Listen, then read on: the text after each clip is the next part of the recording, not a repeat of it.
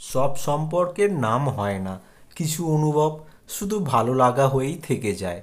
কাউকে দেখে হঠাৎ মনটা একটু ভালো হয়ে যায়, তার একটা হাসি, একটা কথার ভঙ্গি বা চোখে চোখ পড়ে যাওয়ার ক্ষণিক অনুভব, সব কিছুতেই যেন আলাদা একটা মায়া থাকে। এই ভালো লাগার কোনো দাবি নেই, না থাকাটাও কষ্ট দেয় না, তবুও তার উপস্থিতি মনে ছাপ ফেলে, যেটা চাইলেও ভুলতে পারা যায় না। অনেক সময় ভালোবাসা আসার আগেই ভালো লাগাগুলো বেশি গভীর হয়ে যায়, যেখানে না পাওয়ারও একটা শান্তি থাকে।